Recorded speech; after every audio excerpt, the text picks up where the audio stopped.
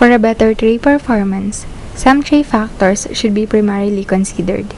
This includes the number of passes, tray spacing, outlet wear, downcomers, clearance under the downcomer, hole sizes, fractional hole area, and multi-pass balancing.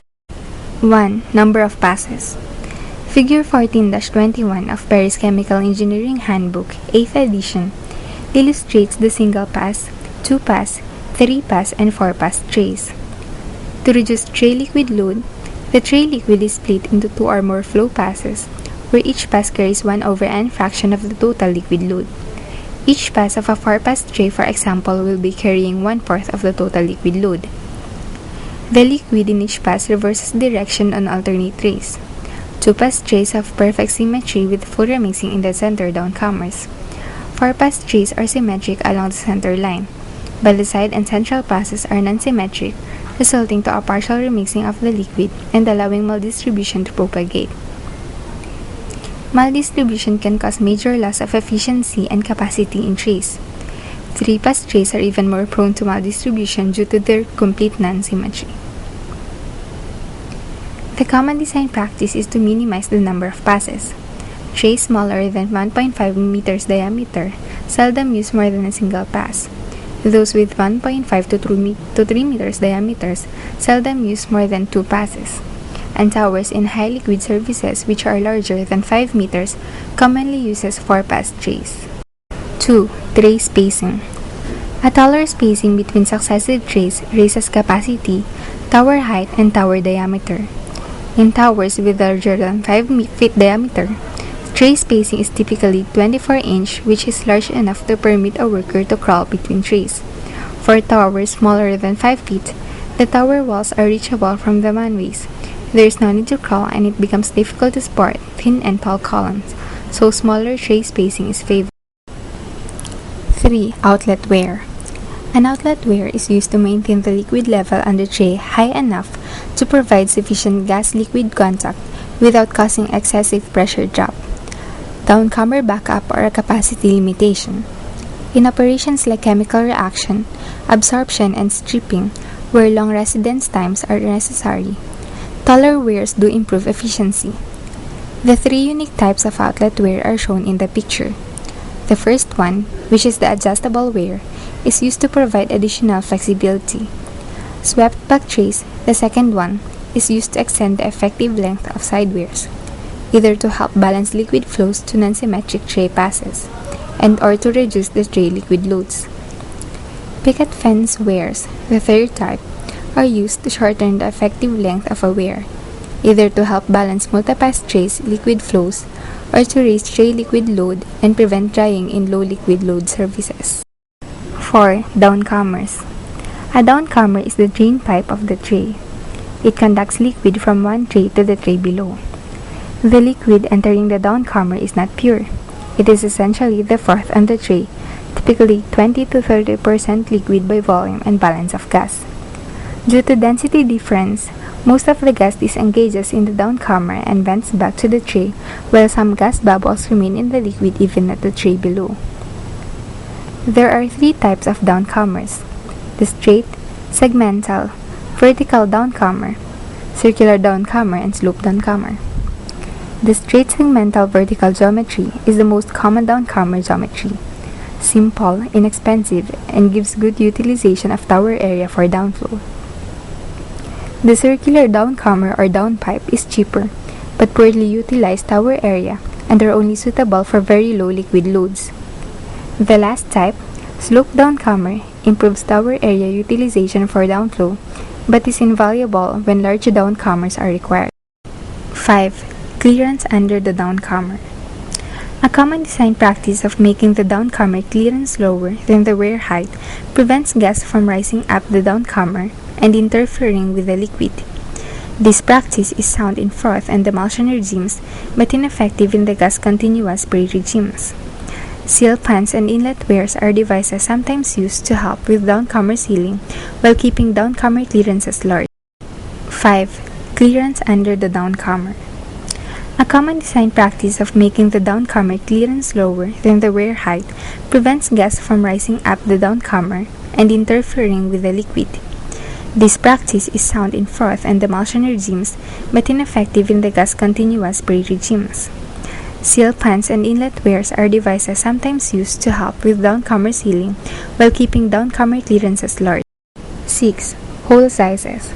Small holes are effective for reducing entrainment and enhancing capacity in the spray regime. It only has a small effect on the pressure drop, ChE efficiency, and turndown. On the debit side, the corrosion and plugging tendency increases exponentially as hole diameters diminish. Small holes are only used in clean, non-corrosive services, but holes smaller than 5 mm are usually avoided because they require drilling, which is much more expensive.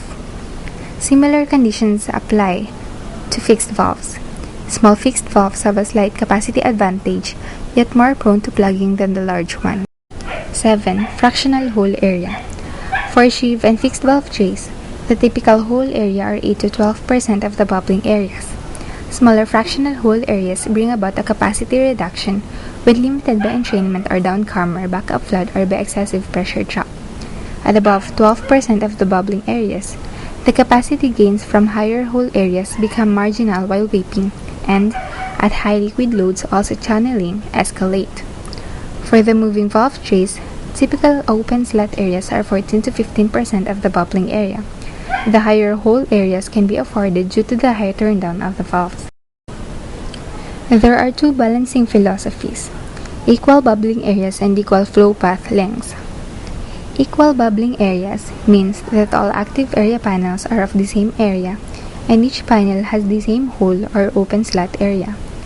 The alternative philosophy, equal flow path lengths, provides more bubbling and perforation areas in the central panels and less in the side panels. Equal flow path panels are easier to fabricate and are cheaper, while equal bubbling areas have a robustness and reliability advantage due to the ease of equally splitting the fluid.